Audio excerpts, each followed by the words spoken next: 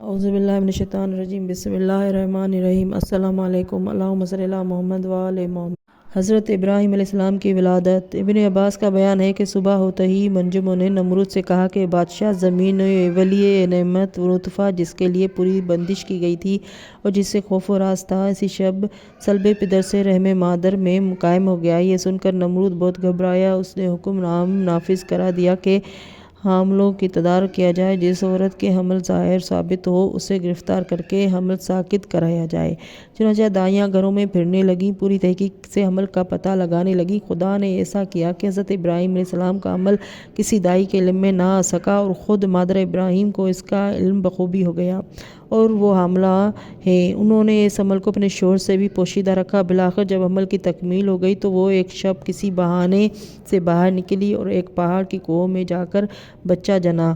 بچہ کے پیدا ہوتے ہی وہ گھبرا گئیں اور سوچنے لگیں کہ اگر اسی کی خبر ولادت کسی کو بھی ہو گئی تو یہ قتل کر دیا جائے گا۔ بنابراین انہوں نے دل پر پتھر رکھ کر ابراہیم کو غار میں ڈال دیا اور اپنے گھر واپس چلیں۔ راستے میں خیال آیا کہ بچہ یوں ہی کھلا پڑا ہے، کہیں کوئی جانور نہ کھا جائے۔ پھر واپس آئیں اور اس غار کے منہ پر ایک بڑا پتھر رکھ دیا اور گھر واپس آئیں، مگر سخت بے چین تھیں۔ چند دنوں کے بعد جب موقع ملا تو اپنے بچے کو دیکھنے کے لیے گئیں۔ وہاں پہنچ کر جو غار سے پتھر ہٹایا تو دیکھا کہ بچہ خوش و خرم ہے، اپنے منہ میں انگوٹھا لیے چوس رہا ہے، اس سے دودھ نکل رہا ہے۔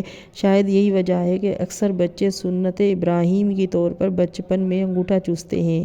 تفسیر تیسر میں ہے کہ ابراہیم علیہ السلام کے انگوٹھے انگلیوں سے دودھ اور پانی اور شہد برآمد ہوتا تھا۔ الغرض بچے کی حالت دیکھ کر مادر ابراہیم علیہ السلام بہت خوش ہوئیں اور سمجھ گئیں کہ بچہ بہت بلند تالے لے کر آیا ہے۔ ایک روایت میں ہے کہ مادر ابراہیم برابر بچے کو دیکھنے کے لیے جایا کرتی تھیں اور جب پہنچتی تھیں تو ہوا کے جھونکے سے در غار پر سے پتھر ہٹ جاتا تھا اور جب واپس آنے لگتی تھیں تو ہوا اس پتھر کو غار پر پہنچا کر اسے بند کر دیا کرتی تھی۔ امام سلبی نے اس میں لکھا ہے کہ حضرت ابراہیم علیہ السلام ایک دن میں 1 ماہ کے برابر اور 1 ماہ میں 1 سال کے برابر بڑھتے تھے۔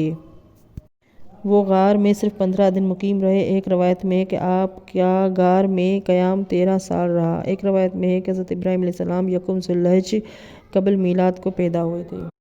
مہینے کی آخری تاریخیں تھیں جب حضرت ابراہیم علیہ السلام غار سے برآمد کیے گئے۔ آپ کی بعثت ہو چکی تھی۔ آپ اپنی والدہ کے ساتھ جا رہے تھے کہ راستے میں بیل، اونٹ، بھیڑیا وغیرہ نظر آئے۔ پوچھا یہ کیا ہے؟ انہوں نے بتایا کہ سب جانور ہیں۔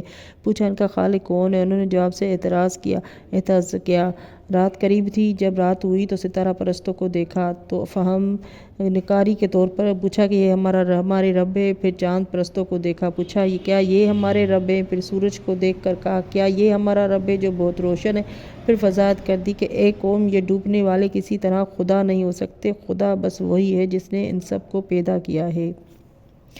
نمرود کو جوں ہی اطلاع ملی ابراہیم علیہ السلام نامی ایک نوجوان تبلیغ کر رہا ہے اور لوگوں کو راہ راست سے ہٹا رہا ہے تو حکم بھیجا کہ ابراہیم کو میرے دربار میں حاضر کیا جائے۔ اس حکم کا آنا تھا کہ مادر ابراہیم گھبرا اٹھیں اور ابراہیم علیہ السلام سے کہنے لگیں کہ اب کیا بنے گا؟ حضرت ابراہیم علیہ السلام نے فرمایا کہ گھبراؤ نہیں، وہ ہمارا کچھ نہ بگاڑ سکے گا۔ مختصر یہ ہے کہ حضرت ابراہیم علیہ السلام دربار میں تشریف لے گئے اور در نہ چلے گئے اور نہ سلام کیا اور نہ رسم وقت کے مطابق نمرود کو سجدہ کیا۔ نمرود نے پوچھا کہ جس طرح ساری دنیا مجھے سجدہ کرتی ہے تو نے کیوں نہ کیا؟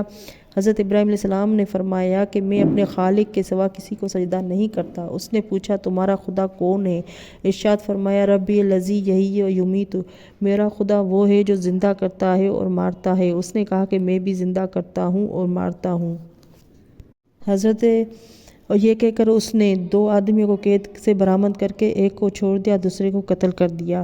کہا دیکھو میں بھی زندہ کرتا ہوں اور مارتا ہوں۔ حضرت ابراہیم علیہ السلام نے اس کی اس حرکت پر تبصرہ کیے بغیر اسے جلد سے جلد محجوج کرنے کے لیے فرمایا ربی الذی یأتی بالشمس من المشرق فأت بہا من المغرب، میرا خدا وہ ہے جو آفتاب کو مشرق سے طالع کرتا ہے، اگر تو اپنے کو خدا سمجھتا ہے تو اسے مغرب سے طالع کر کے دکھا دے۔ وہ مبہوت ہو گیا اور جواب سے عاجز آ کر چپ ہو رہا۔ نمرود اگرچہ اس جواب سے بہت بھڑکا لیکن کچھ نہ کر سکا۔ حضرت ابراہیم علیہ السلام دربار نمرود سے کامیاب واپس آئے۔ ان کی ہوا بندھ چکی تھی۔ اب انہوں نے کھلم کھلا تبلیغ شروع کر دی۔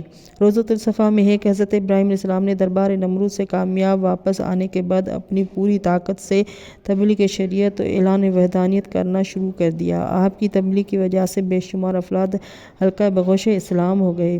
حضرت ابراہیم علیہ السلام نے خیال فرمایا کہ اس انفرادی تبلیغ سے بہتر یہ ہے کہ اجتماعی طور پر تبلیغ کی جائے اور جرم و غفیر کو آن کے آن میں بتا دیا جائے کہ یہ بت لا شکنی ہے، ان کا وجود عدم البرابر ہے، نہ یہ بول سکتے ہیں یا نہ سن سکتے ہیں، نہ کچھ کسی کو دے سکتے ہیں، حتیٰ کہ اگر ان پر خود کوئی حملہ کرے ہو تو یہ اپنے کو بچا بھی نہیں سکتے۔